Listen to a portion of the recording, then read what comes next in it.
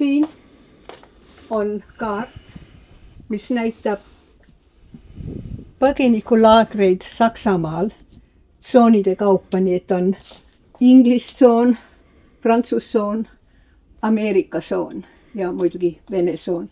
Ja kui siin vaadata, siis mina olin Wielandsaag laagris, mis oli siin Freilassing-Salzburg, siin nurgas. Ameerika tsoonis oli kõige parem olla, sest ameeriklastel oli kõige rohkem süüa ja nad said toita põgenikke, aga prantslased ja inglased olid ise näljas, ega nad ei hakanud põgenikudele seda saatma, nii et Ameerikas oli hea tsoonis olla ja minu isa töötas, kui ta vangilaagrist ära tuli ameeriklaste juures ja ükskord ta tõi koju imelise toidu. See oli niisugune kullavärvi ja krõbelised ja väga maitsvad ja ma sõin lihtsalt peotäiega seda. Ma ei teadnud, mis see oli. Aastad hiljem ma sain teada, mis on Kellogg's Cornflakes. Aga Saksamaal oli see nii. No ma mäletan siia tulemist laevaga. Ma mäletan seda laevasõhtust, sest see oli väga põnev. Me tulime läbi Suezi üle Aadeni ja Aadenis mu ema ostis banaane. Esmakordselt nägime banaane, aga need olid pisikesed banaanid. Ja nad ostsid sõbrannaga mitmekesi kokku ühe suure kimbu ja ema sai 200 niisugust pisikest banaani ja pani voodi alla ja läks inglise keele õppetundi. Ja enne kui see õppetund, mis kestis 2 tundi, lõppes ta nägi, et ma kihelisin ukse peal ja nagu midagi tahtsin ja ta ütles, no mida sa tahad? Kas ma võin viimase ära süüa? Ma ütles, viimase mille? Viimase banaani, ma olin kõik need banaanid ära söönud selle 2 tunniga ja mind viidi kohe laeva haiglasse ja anti mingisugust õli. Ja siis mul tuli igasugused villid, ma ütlesin, vaata banaan.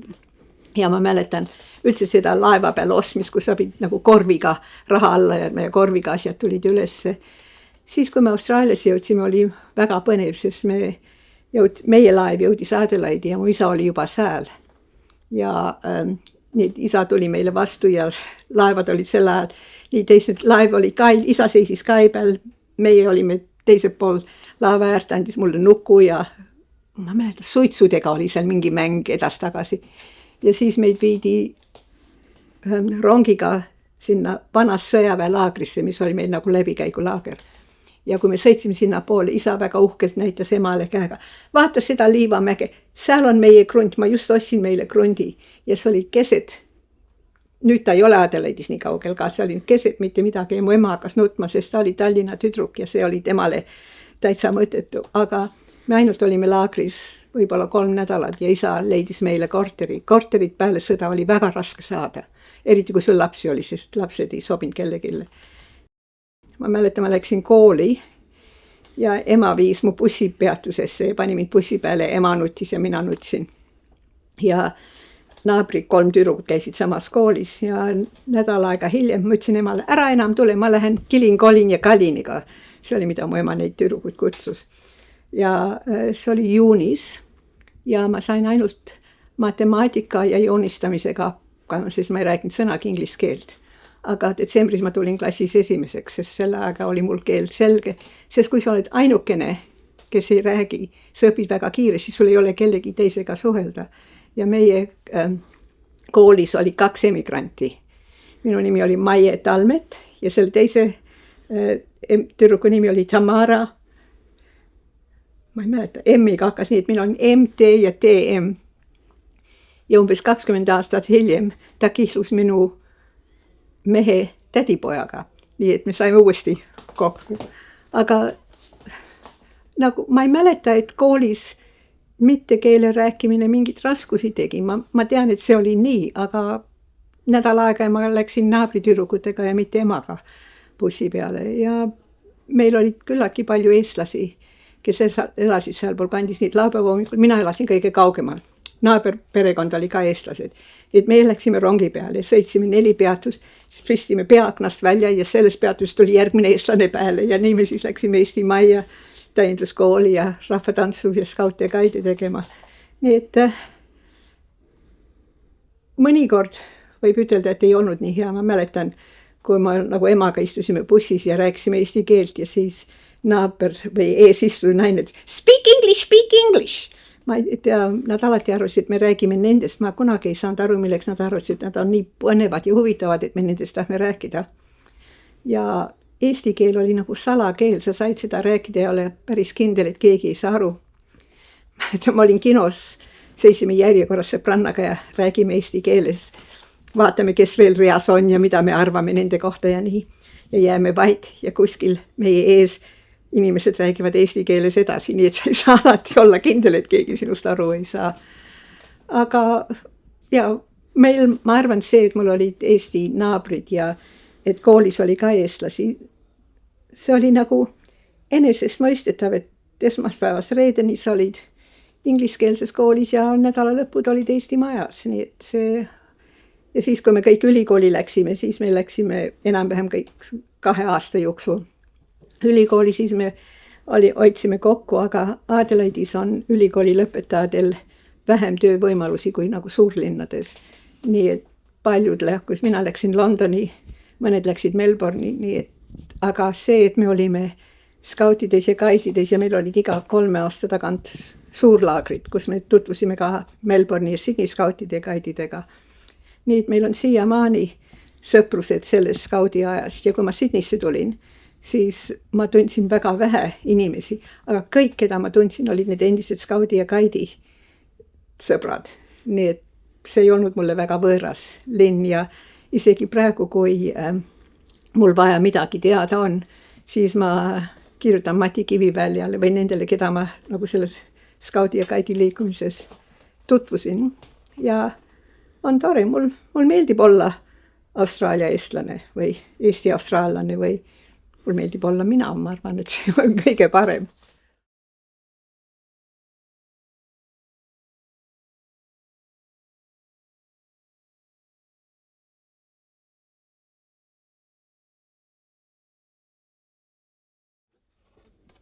Mul oli niisugune kasukas, aga väiksem ja minu sõbranna, kes oli siin abiarhivar, oli minust 18 kuud vanem ja tema isa oli lennuväes minu isaga. Ja siis, kui see Peedale väikseks jäi, siis mina sain selle endale. Aga ma ei tea, mis sellega Saksamaal juhtus ja aastad hiljem, kui me olime täiskasvanud reetel, sina kaotasid minu kasuka ära.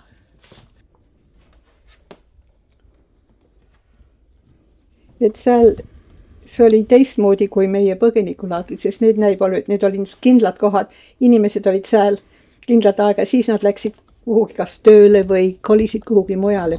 Saksamaalt põgenemine oli teistmoodi. Niisugune seltskondlik tegevus on alati olnud ja jälle vabariigi aastapäevad, koorid. Kui seda vaadata, siis see tegevus oli sama ka Saksamaal laagrites ja siis need, kes õppisid niisugust tegevust tegema, sest eestlased oli väga organiseeritud. Kui nad siis Austraaliasse tulid, siis nad alustasid ka kooriga, seltsiga, kirik, skaudid, guidid, spordirühmad, kõik nii, et kui vaadata eestlaste elu Austraalias, Kanadas ja Ameerikas, sest me tulime Saksamaa kaudu, on väga sarnane. Meil on kirik, sellepärast et kirik peab olema, aga kirikus käiakse, kui sa abielud, kui sa oma lapsed ristid ja võib-olla jõululaupäeval ja kui hästi läheb vabariigi aastapäeval, aga see, et iga pühapäev kirikus käimine Austraalias see kuidagi ei ole eriti läbi löönud. Mehed läksid tööle igasuguse kanafarmidesse ja kalafarmidesse.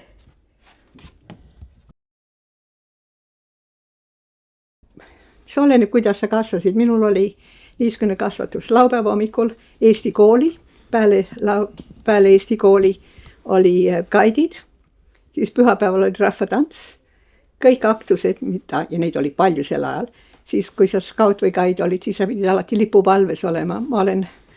Võidupüha oli kõige hullem, sest seal olid alati need vanad sõdurid, kes rääkisid samat lugu ja sa seisad seal lipu kõrval peaaegu minestamas ja nad räägivad pool tundi ja rinne liigub 2 meetrit ja siis ta tuleb tagasi ja siis liigub. Kahjuks meil naaber oli sõjaväekapten ja tal meeldis neid jutte rääkida. Ja see oli tõesti nii, aga see oli, kuidas me elasime. Ma elasin esmaspäevast reedeni kodus, aga siis ingliskeelses miljöös koolis. aga laupäev, pühapäev Eesti Majas, see oli nagu teine kodu mulle. Nüüd ta enam nii palju ei ole. Adelaidis ikka veel võib-olla. Meil siin on tore, siis meil on nüüd mudilasring hakkab nii, aga nagu keelekoolid on kadunud. Ja loodetavasti, kui need mudilased saavad nagu eesti keeles suhu ja siis, kui nad edasi lähevad, et nad hakkavad uuesti eesti kooliga peale, aga need päevad nagu 60-ndate lõpp ja 70-ndate algus, need päevad ei tule kunagi enam tagasi, see lihtsalt kella ei saa keerata nii kaua tagasi, kui see on. Need, kes on, ütleme, 10 aastat nooremad, vaat mina sündisin 42, põgenemisel 44, üle Saksamaa. Saksamaal nagu peale sõda ja need esimesed aastad sündis väga vähe lapsi. Inimesed hakkasid Austraaliasse emigreeruma 47. Kui vaadata, meil on väga palju nooremaid, kes on sündinud 52 edasi, nii et seal on nagu 10 aastat vahet, kus väga vähe lapsi sündis, kui elu oli väga ebakindel ja inimesed ei tea, nii et 52 hakkab tulema. Nende eesti keel oleneb sellest, kui aktiivselt nende vanemad eestlased ja üldse meie tegevus oli. Siis, kui me ülikooli läksime, siis oli üks vahe niisugune, et kui sa rääkisid eesti keelt, siis olid Eesti Majas teretulnud ja kui sa ei rääkinud eesti keelt või kui su partner ei olnud eestlane, siis sa ei olnud eriti teretulnud. Ja neid on peaaegu terve see põlvkond, kes oli nagu segaabielus ja nii kadusid. Mina olen üks eranditest, sest minu abikaasa on austraallane. Aga imelikult nende lapsed hakkavad huvi tundma Eesti vastu ja käivad rahvatantsus ja laulavad koorides ja nii.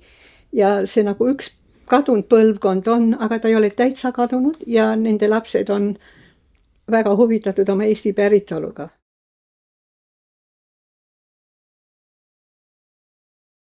Meil oli ükskord arhiivis väga energiline arutelu, et kas me oleme eestlased, austraallased või Eesti austraallased või Austraalia eestlased. Ja ma ütlesin, et minul ei ole raskusi sellega, kas ma olen eestlane või austraallane. See oleneb täiesti olukorras. Kui ma siin olen, siis ma olen eestlane. Kui ma olen jalgpallivõistlusel, mis hakkab veerand tunni pärast, siis ma olen Sydney Swans pooldaja, siis ma olen austraallane, aga minule see raskust ei tee, sest ma tean, kes ma olen ja ma ei pea valima. Ma tean, et ma Eestisse tagasi elama ei lähe, sest ma olen siin olnud 65 aastat ja mu lapsed elavad siin. Aga ma olen väga uhke et ma olen eestlane. Minu lapsed on uhked, et neil on Eesti päritolu ja ma leian, kui sa nagu meil on, isa on austraallane, ema on eestlane. Keegi ütles mulle, et ma ei ole, süüdistas mind, et ma ei ole oma lastest eestlasi kasvatanud. Ma ei ole kunagi tahtnud oma lastest eestlast kasvatada, kui nad terve elu elavad Austraalias. Ma tahan, et nad on austraallased, kes on väga uhked oma Eesti päritoluga ja minu tütar on praegu selle, mis meil on digiajaleht Heia, mis välja tuli. No Kristi on selle eestvedaja. Ja tema teeb kõik selle tehnilise osa ja Kristel Alla Melbourne'is on nagu toimetaja seal. Aga Kristi on üle 20 aasta üksinda pidanud eesti.org.au kodulehte. Ja ma pean ütlema, et ta on austraallane, kes on uhke oma Eesti päritoluga, aga ta on eestlusele võib-olla palju rohkem teinud kui põliseestlane, kelle isa ja ema on eestlased, kes ei tee mitte midagi. Nii et see siin diasporana elamine peab olema minu meelest niisugune natuke paindlikum, et sa saad olla, kes sa tahad ja ma vaatasin täna, et Aave rääkis ainult eesti keeles, aga ta vaatas, kes saalis oli. Täna tähistame 34. sünnipäeva Eesti Vabariigi oma. See ei ole lihtsalt üks kuupäev kalendris. Kui ma olin Seltside Liidu esimees, siis ma pidin Eesti päevi avama ja ma otsustasin, et ma teen seda 2 keeles, nii et ma rääkisin oma loo ära eesti keeles ja siis ma rääkisin sama loo inglise keeles. Ja mitmed tulid ja tänasid mind, sest nende kaasad ei räägi eesti keelt ja kui nad Eesti majja lähevad ja räägitakse ainult eesti keelt, siis nad ei taha enam tulla. Mina väga harva toon oma mees, sellepärast et meil olid väga halvad kogemused sellega. Et ta istub terve õhtu siin, keegi temaga ei räägi, välja arvatud mina. ja ta eesti keelest aru ei saa. Aga nüüd ma teen natuke teisiti, ma teen nagu lühisissejuhatuse eesti keeles. Ja siis ma räägin pikemalt inglise keeles, sest kõik, kes saalis istuvad, saavad inglise keelest aru, aga kõik, kes saalis istuvad, ei saa eesti keelest aru. Ja muidugi see ei ole ka eriti populaarne, meil on inimesed, kes leiavad, et ma olen täitsa äraandja ja peaks kõik eesti keeles olema.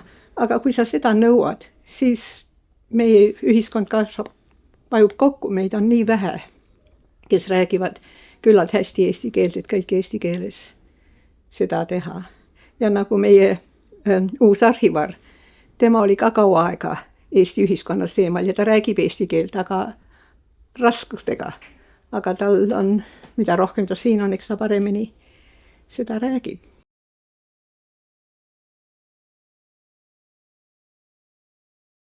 Eesti on minu sünnimaa, aga Austraalia on minu kodumaa. Ja ma pean ütlema, see eriti Eestis alati nii hästi ei kõla, kui sa tahad, aga kuidas see saab olla, kui ma olen 65 aastat siin elanud? Kuidas ma saan ütelda, et Eesti on mu kodumaa? Ta ei ole. Ja nõukogude ajalt veel vähem, sest meil oli väga niisugune tugev viha selle süsteemi vastu. Ja seda kasvatati meile kõikidele minu vanustele nagu sisse.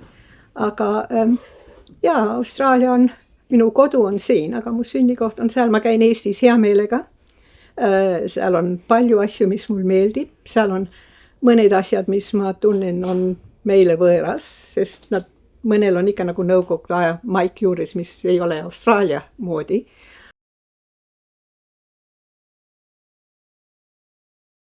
Jaa, ma olen 96. aastast saadik käinud Eestis vist iga aasta, välja arvatud need 3 COVID-i aastat, kui meie ei saanud välja.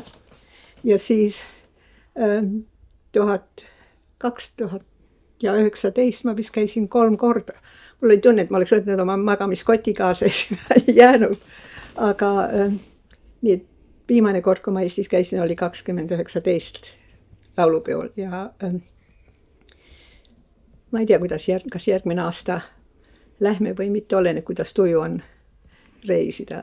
Reisimiseks on tuju, aga kõik see draama, et seda organiseerida ja sõita ja teha, selle vastu on nagu aastatega huvi vähemaks jäänud. Me oleme mehega elanud välismaal päris palju ja reisinud väga palju. Ja me alati ütlesime, et kui me enam välismaal reisida ei saa, siis me hakkame Austraalias reisima. 67 ma olin Londonis oma abikaasaga ja me kuulsime, et piirid on lahti ja on võimalik saada nii, et me siis taotlesime viisa ja ma mäletan, et me pidime Vene saatkonda minema, mis oli Kensington Palace Gardens vist sel ajal. Ja see oli nagu pikk pargi allee ja siis Vene saatkond oli vasakut kätt ja nii kui me sinna jõudsime, uks läks lahti, nii nähtavasti nad valvasid, kus me tuleme.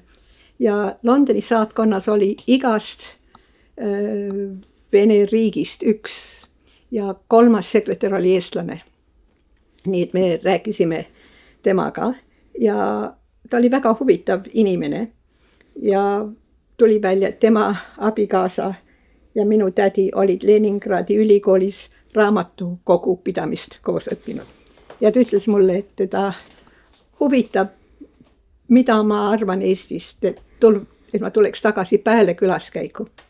Ma kirjutasin emale, et ma seda teen, ema käest, jumal, ära sa mine, sul hakkab kommunism külge. Ma kirjutasin tagasi, et see kommunism ei ole nagu leetrit, tead, mis sa saad.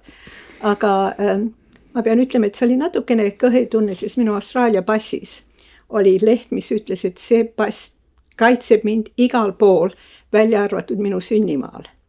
Nii et Austraalia minu jaoks midagi ei oleks saanud teha ja ma siis küsisin mehe käest, et no mis sa teed, kui mind kinni võetakse? Ta ütles, no ma lähen Londoni tagasi. Ma ütlesin, jätad mind sinna. Ta ütles, no loogiliselt ta ei saa midagi Tallinnas teha, aga võib-olla Londonis saab. Aga kui meie läksime, siis Viro hotell oli veel suur auk. Hotelli ei olnud ja ma arvan, et nad peatusid, kas selle nimi oli Hotell Tallinn või midagi, ta on nüüd sealt Toompuiest raudteejaama poole lähed, nurga peal on üks hotell, ta oli seal, aga meie seal ei peatnud, meie peatusime laevas. Ja terve öö sõdurid marssisid kai peal edasi-tagasi ja nad olid kõik Mongooliast või midagi, nii Eesti piirivalvurid sel ajal ei olnud. Ja Tallinn oli väga huvitav mulle, sest mul oli väga palju niisugused Kaunis kodumaa ja niisugused raamatud, mis meil oli, nii et Raekoda ja ma olen Pühavaimu kirikus ristitud, nii et see kirikupilt ja kolmõde, kõik olid tuttavad ja siis sa nagu nägid neid, aga nad ei olnud võõrad, sest sa olid nii palju neid pilte näinud, aga 67 Tallinn oli hall. Seal oli majadelt krohv kooris maha ja ei olnud nii väga põnev. Mina leidsin, et see oli väga põnev ja küsisin oma mehe käest, no mis sa arvad? Ta ütles, et see näeb välja nagu Stockholmi tagatänavad. Aga see oli, kuidas see oli. Ja muidugi sugulased tulid kõik kokku nagu Eesti sugulased, lilled kaasas ja siis, kui me istusime lauda, siis see laud oli nii palju ülekoormatud toiduga, et sa ei oleks jõudnud. Kui ma nüüd mõtlen, kui kaua nad pidid seda toitu korjama ja koguma, et niisuguse rikkaliku laua, aga muidugi eestlased ikka külalisele midagi pakkuda.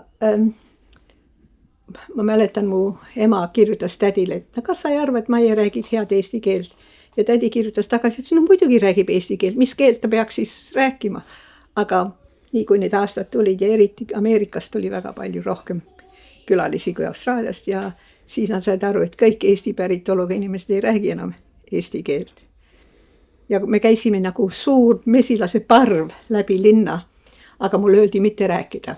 Ja kui me siis kellegi juurde jõudsime, siis tehti välisuks lahti lukust ja kõik nagu läksime sinna koridori, siis uks pandi lukku, siis teine uks tehti lahti, nüüd oli väga, ma ei tea, turvaline või kuidas seda, aga siis, kui ma läksin 73, siis oli asi juba palju vabam ja piirivalve olid eestlased. Ja kui me seisime sealt tolliametist läbi minnes, minu ees oli üks ameeriklanna, Eesti ameeriklanna ja tal oli 2 grammofoniplaati, Procol Harum. Ja see noormees leti taga ütles, et plaadid on keelatud, et neid ei saa kaasa võtta, et te võite need kas lihtsalt ära anda või siia jätta ja kui te välja lähete, võtate kaasa. Ta ütles, ei, ma neid ei taha ja mina seisin tema taga, rääkisin oma mehega inglise keeles. See noormees pöörab oma kaasas, kas sa võtad need täna õhtu koju või viin mina? Ja siis ma astusin ette ja rääkisin temaga eesti keelis ja ta läks näost valgeks, sest ma olen kindel, et ta arvas, et ma ei saa aru, mis ta rääkis. Aga teine asi, siis me peatusime hotell Virus. Ja viimane päev siis nagu tädid tahtsid, mu isa perekonnal on väga õrnad juuksed ja tädid tahtsid parukaid ja ma ütlesin, jah, et ma ostan Londonis saadan, aga mida nad ei tahtnud, et mina ostan, nad tahtsid mulle midagi osta. Siis me ostsime need väga ilusad hõbelkoogilusikad ja niisugused satsid, mis oli mul võimatu, Inglismaal ma oleks jõudnud niisugust asja osta, aga Eestis olid nad odavad ja mul on ikka üks supikulp, mis on hõbe ja seest kulp on nagu kullatud. Jälle üks niisugune väga kallis asi ja paar maali. Ja ma teadsin, et me hakkame asju ostma, siis läksime Viru bagaažiruumi ja ma ütlesin selle mehele, et mul oleks vaja oma kohver siia jätta tänaseks päevaks, et kuhu ma võiks selle panna ja see ütleb mulle, nagu need esin te võite selle sinna taha nurka panna. Ma mõtlesin, ma maksan 14 inglisnaela ööpäev ja nad ütlesid, ma pean sinna taha nurka panema, aga okei, panin oma kohvri. Ma mõtlesin, aga ma käin edasi-tagasi ja panen asju sisse. No panin kohvri sinna, päeva jooksul tõime, mida ma olin ostnud sinna. Kell 7 ma lähen tagasi, ütlen, no, et suur tänu, ma võtan nüüd oma kohvri, et laev läheb. Ja see mis vaatama, kas külaline või? Mina mõtlesin, et oma inimene. Ma arvan, ta arvas, et ma olin kuskil väljapool Tallinnat natuke äri tegemas olnud ja mul oli vaja oma kohver kuhugi jätta. See jäi mulle alati meelde. Ta arvas, et ma olen oma inimene, mis mulle väga meeldis. Järgmine kord, kui ma läksin, oli 96, Rahvusraamatukogu kutsus mind konverentsile, sest ma olin juba arhivar siin. Ja siis peale ma tahtsin 92 minna, sest see oleks minu 50. sünnipäev olnud. Aga mu sugulased ütlesid, et ajad on nii rasked, et nad soovitavad, et ma ei tule. Ma olen kindel, et kui ma oleks läinud, nad oleks püüdnud mulle vägeva sünnipäeva teha, aga see oleks neil üle jõu käinud. Ma käisin 96 ja siis peaaegu iga aasta Balterneti suvekoolis ja pidasin ettekandeid seal. Ja siis, kui ma 2017 sain Valge Tähe risti, siis ma käisin 2 korda see aasta ja siis, kui see risti saamine oli, ma sain kutse ja ütlesin mehele, kas sa tuled kaasa, ta ütles, ei tule, et see on veebruaris või mis see oli. Aga mu tütar tuli kaasa ja meil oli väga tore. Ja siis, kui järgmine aasta ma sain jälle suure kaarti ja mul Eesti sugulased siin, ma ütlesin, vaata presidendi käest jõulukaart. Tegin lahti ja see oli kutse selle 100 aasta juubeli tähistamisele ERM-i muuseumis. Ja ma läksin koju, ma ütlesin oma mehele, sain kutse presidendi käest, ma lähen. Ja president mind kindlasti enam ei kutsu, nii et mina lähen, kas sa tuled kaasa. Ja ta tuli ja meil oli väga tore, meil see vastuvõtt oli väga suur, väga pikk. See oli uskumatult vahva ja peale selle siis on tõesti, kui ma olin ÜEKN-is, siis ma käisin nende koosolekutel ja siis, kui oli Balternet ja ma ei tea milleks, 1 aasta, see oli vist võib-olla 18, siis ma 3 korda käisin Eestis 1 aastaga, see natukene liiale need lennud. 66 Eesti oli minu silmis väga Vene võimu all. Eestlased käisid tänaval väga vaid, eestlased nagu oskavad mitte silma paista. See oli nagu nende asi, sellepärast mul sugulased ütlesid, ära räägi, sest kui mina räägin, siis ma vehin kätega ja kõva häälega ja väga silma paista. See oli 66 ja venelased rääkisid tänaval kõva häälega.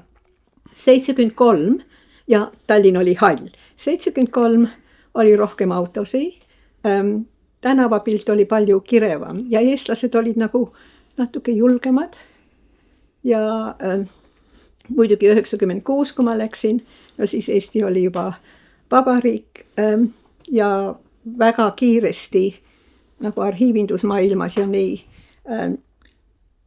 kiiresti püüdis maailmale järele jõuda. Minu isa oli väga tegev Eesti asjades, nii et ma kasvasin täitsa Eesti kodus, et niisugune asi on ikka teha ja kui ma Londonis siia tulin, mu pere oli väike, siis ma astusin naisüliõpilasseltsi, sest minu tuttavad, kes olid skaudi ja kaidi ajast olid naisüliõpilasseltsis. Aga 94. aastal Raivo, minu sõbranna Reet ütles mulle, Raivo Kalamäe tahab sinuga rääkida.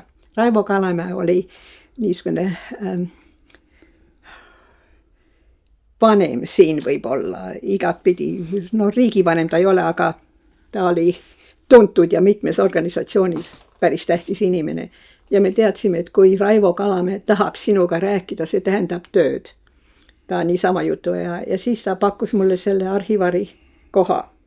Ma olin just ülikooli töölt ära tulnud ja ma ütlesin, ma olin 12 aastat New South Wales ülikoolis pruugitud raamatute müüki organiseerinud, nii et kui raske see saab olla lihtsalt, et paned asjad riiuli peale ja paned korda, nii et ma ütlesin jah, ja nii et siis 94 ma astusin siia ametisse, siis järgmine aasta peale seda mind kutsuti kooperatiivi juhatusse ja ma otsustasin, et see on hea mõte, sest ma olen iga nädal 1 päev siin, nii et keegi Eesti majas, kes on kooperatiivi juhatuses, on seal.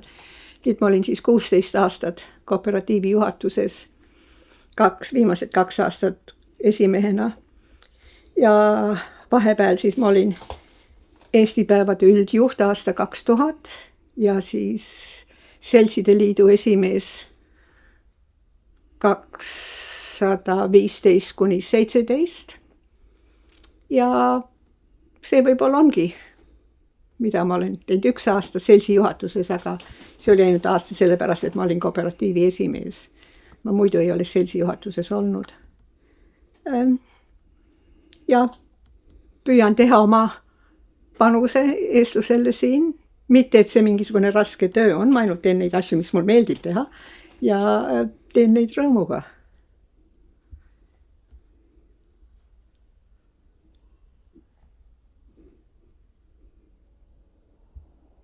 Oota, peab ilusam olema.